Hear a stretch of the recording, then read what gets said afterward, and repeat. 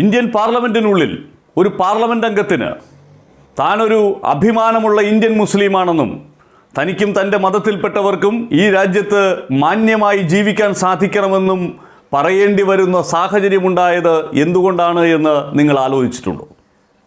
അതുകൊണ്ട് മുഹമ്മദ് ജാവേദ് എന്ന ബീഹാറിലെ കിഷൻഗഞ്ചിൽ നിന്നുള്ള കോൺഗ്രസ് എംപിയുടെ ഭരണഘടനാ വാർഷികത്തോടനുബന്ധിച്ചുള്ള ചർച്ചയ്ക്കിടയിലെ ഈ പ്രസംഗം ഈ കെട്ട സംഘീകാലത്തെ ഏറ്റവും തെളിമയുള്ള വാചകമായി നമ്മുടെ മുന്നിൽ നിൽക്കുന്നു. मैं डॉक्टर जावेद आपने नाम लिया, मैं हिंदुस्तान का एक प्राउड मुस्लिम हूँ.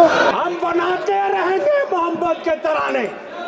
जय हिंद. താനൊരു അഭിമാനമുള്ള മുസ്ലിമാണ് എന്ന് പറഞ്ഞു തുടങ്ങിയ ഡോക്ടർ മുഹമ്മദ് ജാവേദ് മുസ്ലിങ്ങൾക്കെതിരെ ഈ രാജ്യത്തരങ്ങേറുന്ന സംഘപരിവാർ വേട്ടയുടെ ഉദാഹരണങ്ങളെല്ലാം തൻ്റെ ചെറുപ്രസംഗത്തിൽ ചൂണ്ടിക്കാട്ടി.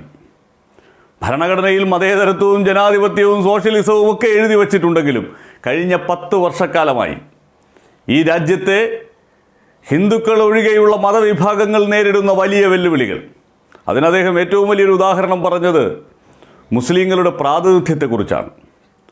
ഇപ്പോൾ കേന്ദ്രത്തിൽ തന്നെ മന്ത്രിമാരുടെയൊക്കെ ഓഫീസുകളിൽ ജോലി ചെയ്യുന്ന 11,000-ലധികം വരുന്ന ഉദ്യോഗസ്ഥരിൽ വെറും 1.6% പേർ മാത്രമാണ് മുസ്ലിങ്ങളായുള്ളത്. ജനസംഖ്യാപ്രകാരം 12%-ഓളമുള്ള മുസ്ലിങ്ങൾ. അതേസമയം കേസുകളുടെ എണ്ണം എടുത്തു നോക്കിയാൽ 31% വരും മുസ്ലിങ്ങൾ ഉൾപ്പെട്ടത്.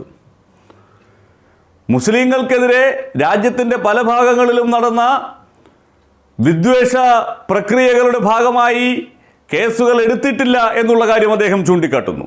അതേസമയം മുസ്ലിങ്ങളെ തെരഞ്ഞു പിടിച്ച് കേസുകളിൽ ഉൾപ്പെടുത്തുന്നു. ആൾക്കൂട്ടാക്രമണങ്ങൾ ഉണ്ടാകുന്നു. വൃദ്ധരായിട്ടുള്ള മുസ്ലിങ്ങളുടെ താടിക്ക് പിടിച്ചു വലിക്കുന്ന സംഭവങ്ങൾ ഉണ്ടാകുന്നു. കുട്ടികളെ കൊണ്ട് ശ്രീരാമ മന്ത്രം ചൊല്ലിയില്ലെങ്കിൽ അവരെ ആക്രമിക്കുന്ന സ്ഥിതിവിശേഷമുണ്ടായിരിക്കുന്നു. പള്ളികൾ പൊളിക്കുന്ന സാഹചര്യമുണ്ടായിരിക്കുന്നു. വീടുകളിൽ ബുൾഡോസറുകൾ കയറ്റുന്ന സാഹചര്യമുണ്ടായിരിക്കുന്നു. ഡോക്ടർ BR അംബേദ്കറും സഹപ്രവർത്തകരും ഈ രാജ്യത്തിന് സമ്മാനിച്ച മതേതരത്വം ഉദ്ഘോഷിക്കുന്ന ഭരണഘടന ഉള്ളപ്പോഴാണ് കഴിഞ്ഞ 10 വർഷക്കാലത്തിനിടയിൽ ഇന്ത്യൻ മുസൽമാന്മാർ ഇത്രയും വലിയ ഭീഷണി സംഘപരിവാറിൽ നിന്ന് നേരിടുന്നത് എന്ന് ഡോക്ടർ മുഹമ്മദ് ജാവേദ് പറയുമ്പോൾ അത് കേട്ടിരിക്കാനുള്ള സഹിഷ്ണുതയില്ലാതെ അദ്ദേഹത്തിൻ്റെ മൈക്ക് ഓഫ് ചെയ്യാൻ ശ്രമിക്കുന്നുണ്ട്. പക്ഷേ അതിനെയും അവഗണിച്ച് അദ്ദേഹം തൻ്റെ പ്രസംഗം പറഞ്ഞു നിർത്തുന്നുണ്ട്. വിദ്വേഷമില്ലാത്ത മതേതരത്വം നീണാൽ വാഴുന്ന ഭരണഘടനയുള്ള ഈ രാജ്യത്ത് അതിനു വേണ്ടിയിട്ടുള്ള പോരാട്ടം തുടരുക തന്നെ ചെയ്യുമെന്ന്.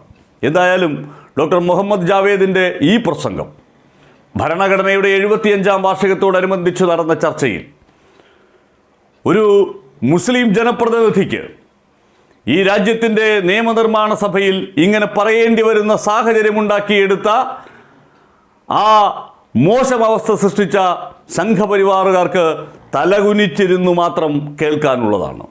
मैं डॉक्टर जावेद आपने नाम लिया, मैं हिंदुस्तान का एक प्राउड मुस्लिम हूँ और मुझे शुक्र है कि बाबा साहब अम्बेडकर ने और हमारे पूर्वजों ने एक बेहतरीन तोहफा दिया है और वो तोहफा है कॉन्स्टिट्यूशन ऑफ इंडिया, जिसके वजह से आज हम अपने आप को महसूस समझते हैं, महफूज समझते हैं. लेकिन जो ये मौजूदा सरकार पिछले 10 सालों से चल रही है, हमारे और हमारे साथियों के साथ जो अन्याय हो रहा है वो बर्दाश्त के काबिल नहीं है. आज हमसे डिस्क्रिमिनेट किया जा रहा है, हमारे लोगों को पब्लिकली अब्यूज किया जा रहा है, हमारे साथ लिंचिंग की जा रही है, मारा जा रहा है, हमारे बुजुर्गों को दाढ़ी से नोचा जा रहा है, हमारे लोगों को नमाज पढ़ते हुए लात मारी जा रही है, हमारी जमीनों को छीनी जा रही है, हमारी दरगाहों पे कब्जा की जा रही है, हमारे बच्चों से एक ऐसा शब्द बुलवाना चाहते हैं जो नहीं बोलते और नहीं बोलने के कारण उस पर अत्याचार होता है. ये आज का हिंदुस्तान है इनके सामने, इनके चलाते हुए, जिसका हम विरोध करते हैं. और सर वही नहीं, पिछले कुछ दिनों में 686 स्पीचेस हुए. आपको जान के ताजुब होगा सर. किसको लात मारा आप बताए, तथ्य दीजिए. किसको कहा लात मारा, तथ्य दीजिए. हम देंगे कहा लात मारा. सर. नमाज पढ़ते वक्त दुनिया ने देखा, ताजुब है आप छुप गए देखने के लिए।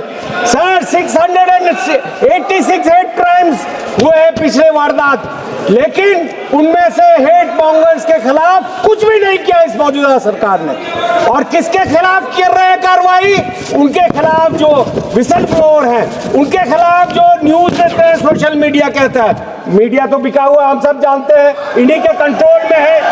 लेकिन और वही नहीं, हमारे ट्राइबल्स के खिलाफ उनकी जमीनें, उनकी फॉरेस्ट छीनी जा रही हैं। 10,000 से ज्यादा केसेस दिए गए हैं उनके।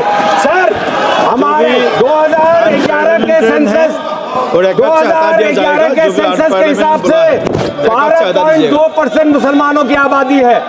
और आपको जान के ताजुब होगा कि 54 मिनिस्ट्रीज में 11,131 ऑफिसर्स में मुसलमान सिर्फ 171 है, जिसका परसेंट 1.6 है। यहाँ हमको जो हमारे हिसाब से मिलना चाहिए वो नहीं मिलता। लेकिन अगर जेलों में आप तादाद देखेंगे तो मुसलमानों की तादाद 31 है, उसमें ज्यादातर इंडर ट्रायल है जिनको जबरदस्ती भरा गया है। हमारे स्टूडेंट्स को, हमारे एक्टिविस्ट को इनको निकालना होगा। पिछले 10 सालों में हमने देखा, पहले राइट्स हुआ करते थे, ये अब राइट्स मैन्युफैक्चर करते हैं, लोग बुला के भेजते हैं। और अब संभल में हमने देखा, जब लोग नहीं मिल रहे तो प्रशासन ने गोली चलवाई। हम ये बर्दाश्त नहीं करेंगे। हम ये नहीं जानते कि ये कब समझेंगे कि संविधान सबके लिए है। ये संविधान हम सबके लिए बराबर है। सबसे अफसोस की बात है कि आर्टिकल 26, आर्टिकल 15 में हमें अपने जगहों का हमें इजाजत दे जाता है, हमें अपने जो इदारे हैं उसको चलाने का इजाजत देता है।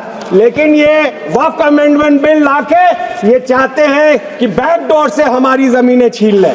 हमारी जो प्रॉपर्टीज हैं, जो हमारे पूर्वजों ने दान किया, गरीबों के लिए, मिस्किनों के लिए, बेवाओं के लिए, जरूरतमंदों के लिए, उसको वो छीनना चाहते हैं। और इनकी एजेंसीज बोलती है कि हम जहाँ चाहेंगे उसको वक्त मिल देंगे। आप जानते हैं सर, और मीटिंग अभी जेपीसी चल रहा है, आपको जान के ताजुब होगा कि यहाँ पे नॉन स्टेक होल्डर्स को बुलाया जा रहा है। क्यों बुलाया जा रहा है उनको? क्या योगदान है उनका? सर यही नहीं, सबसे अफसोस की बात यह होती है जब आदरणीय प्रधानमंत्री जी कहते हैं सबका साथ, सबका विकास और सबका प्रयास। किशनगंज सर सबसे डिप्राइव्ड एरिया है हिंदुस्तान का। हिंदुस्तान की जीडीपी $2600 है, और 5% लोगों का अगर इनकम हटा देंगे तो हमारी जीडीपी है 1100 per capita, sorry $1100, which is lower than the sub Saharan desert countries. और वहां पे बिहार का लाया जाए तो $750 है। तो आप अंदाजा लगाइए। और उसमें भी सबसे पिछड़ा इलाका है जो किशनगंज और सीमांचल है। पिछले 12 साल से मैं गुहार लगा रहा हूँ। आदरणीय मंत्री एजुकेशन जी, होम मिनिस्टर अमित शाह जी के पीछे बैठे हैं, पूछिए उनसे कितने दर्जनों बार हमने गुहार लगाई। जो यूपीए सरकार ने, मनमोहन सिंह जी ने, सोनिया गांधी जी ने तोहफा दिया, आप उसमें अभी तक क्यों फंड नहीं दे रहे? धन्यवाद जी। क्यों कहते हैं कि हमारे अभिजीत गंगोपाध्याय जी, आप चाहते हैं कि सिर्फ हम मजदूरी करें? सदस्य अभिजीत गंगोपाध्याय जी, चाहते हैं कि हमें तालीम मिले? आप समाप्त कीजिए। क्या आप नहीं चाहते हैं कि हिंदुस्तान के ग्रोथ में हमारा? अभिजीत गंगोपाध्याय जी।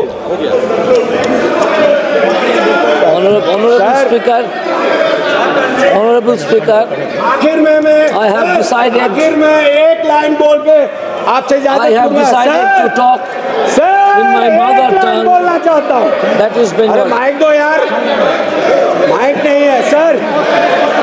सर आप कंटिन्यू करो। वो चलाते रहे हमारे आशियाने।